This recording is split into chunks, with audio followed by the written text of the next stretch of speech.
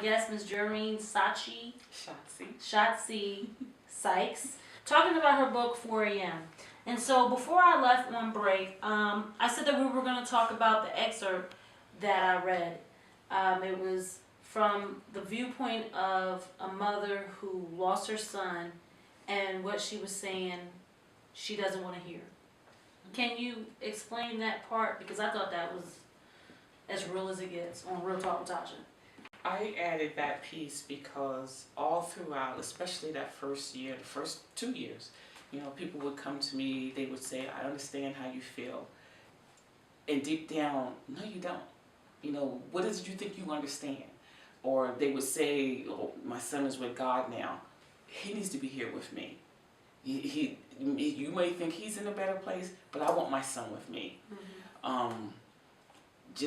People will also, compare situations, like, oh, my mother passed away last year, and I understand. It's not the same. You burying your mother, that's not your order of things. Mm-hmm. We're supposed to bury our parents. Mm-hmm. We're not supposed to bury our children. Mm-hmm. But, continuously being told this over and over, it just got so frustrating because, again, I felt that you don't understand how I'm feeling. That you don't, I just can't emphasize it enough, you don't know. Mm-hmm. Stop saying it. Unless you've lost a child, then you can say you walked in my shoes. Mm-hmm. But don't, please just stop doing it. Sometimes silence is grand. Sometimes it's best for you just to say nothing. If you don't know what to say, don't say anything. Mm-hmm. That's what I would say to myself over and over again in my head every time somebody would say something like that to me. Even in the book where I see where it was some points when you were talking to your son, you were saying you saw so-and-so today and they felt the need to have to tell you what's going on with the court case, or they wanted to tell you whatever information that they knew.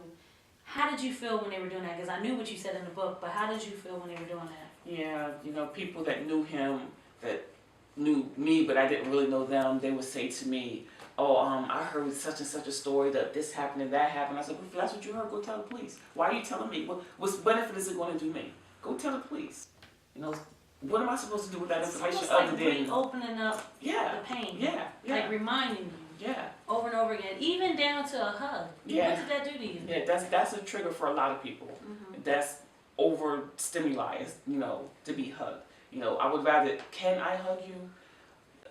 Yes or no? Instead of just going in for love, like, exactly. Come here, give me a hug. Exactly. So, and in the book, you talked about, it was a reoccurrence of your breast hurting, like this pain.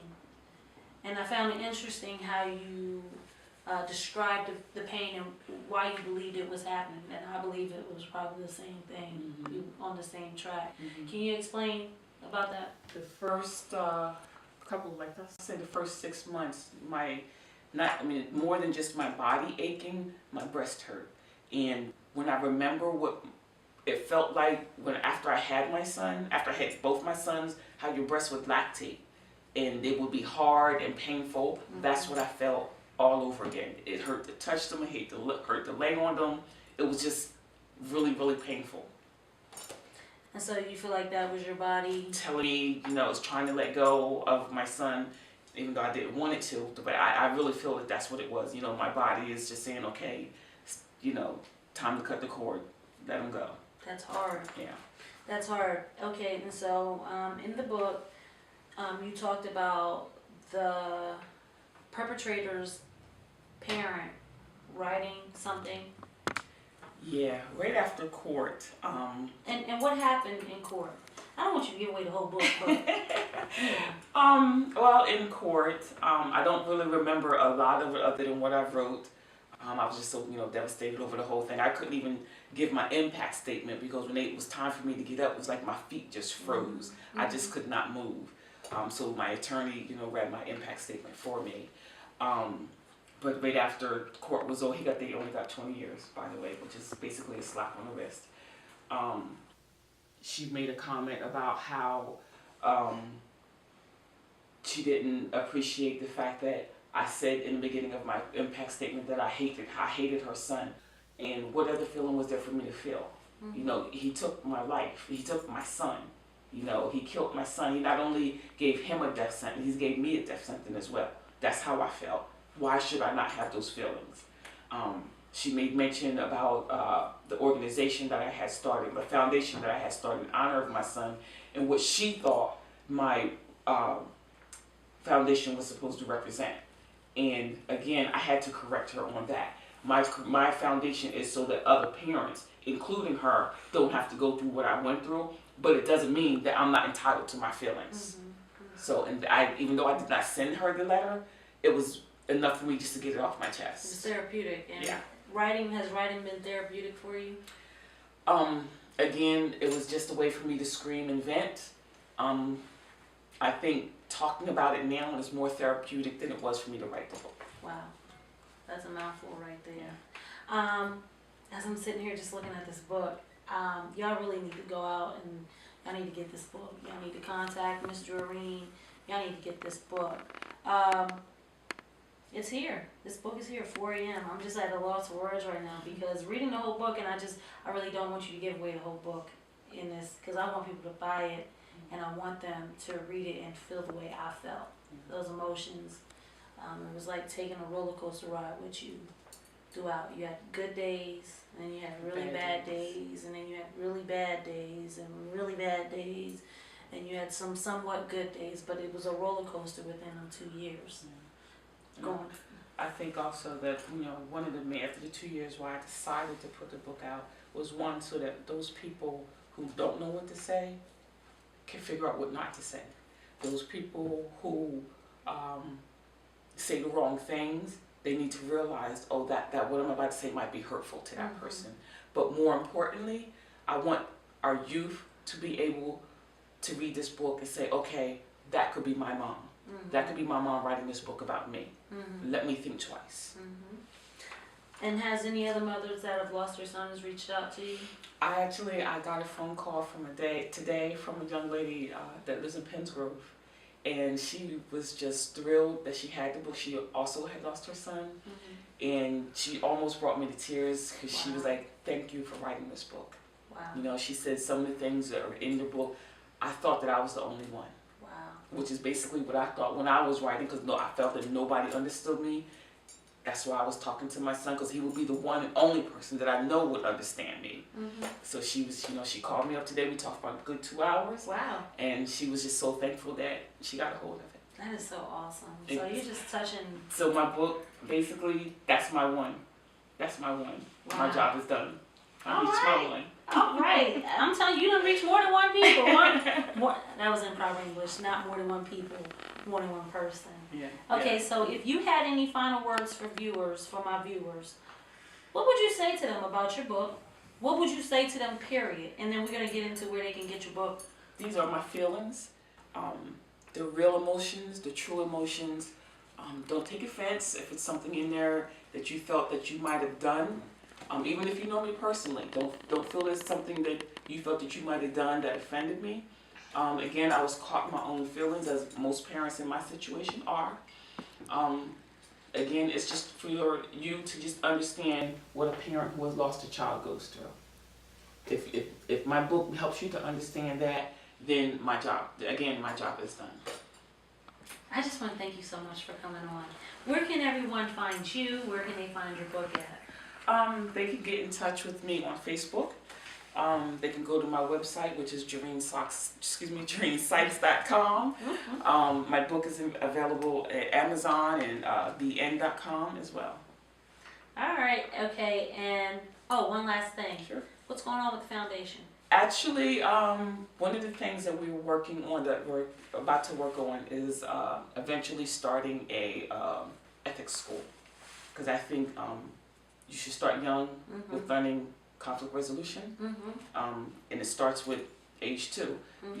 Being able to share is one form of conflict resolution, and it just goes up from there. When they get into their pre-teens, we want to teach them some of the things that are not being taught in school or at home. How to set a table, how to tie a tie, how to dress for an interview, all that kind of stuff. I love it. For boys? And girls. All right, I love it. Okay, and so can you tell the viewers your son's name? Marcus Ware. All right, and if you have anything you want to say to your son, because you've written this whole book to him, if there's anything that you want to say to him? The book is a labor of love, in a nutshell. That's what you want to say to him? Oh, to Marcus. Yeah. I'm sorry. Mm-hmm. Marcus, I love you. I always have. I'm doing my best to represent you properly, to keep your name alive. And I hope you understand that what I'm doing is for you. I love it. Okay, so like Joreen said, you can find her on Facebook at Joreen Sykes. JoreenSykes.com. JoreenSykes.com. You can get this awesome, powerful book, 4 a.m. If you know anyone that has lost a son, lost a child due to senseless violence, if you're a mother who has lost their child, if you are someone out on the street, a young man or a young woman out in the street, and you're out here doing whatever, look up Ms. Joreen Sykes, JoreenSykes.com, and read this book. And it's guaranteed to change your life. And if you're going through this right now, it's guaranteed to just help you in the coping process, because here's someone that understands exactly what you've been through.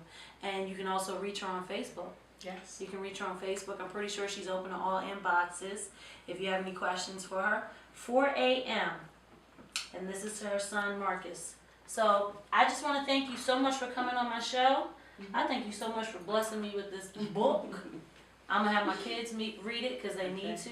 But I just want to thank you so much. Thank you for having me. You're welcome. You're so beautiful. And it's so Thank awesome you. to see you for a third time on camera. This is our Thank third you. time. Yes. So y'all make sure y'all tune in next week to Real Talk with Tasha for my next Artist of the Week. I'm not going to tell you who it is, but I'm pretty sure they're going to be pretty awesome because I know who they are. So make sure you tune in. You can catch my Artist of the Week every Wednesday on Facebook, on YouTube.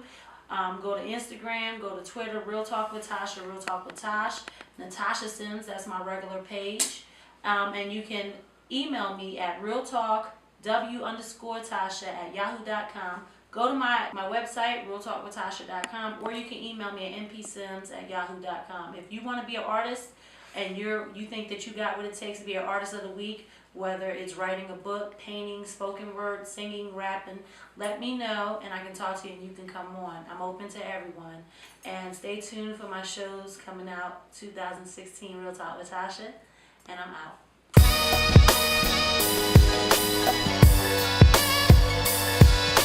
So Joreen, I would love and I would feel honored if you signed this copy of the book. Absolutely. Absolutely.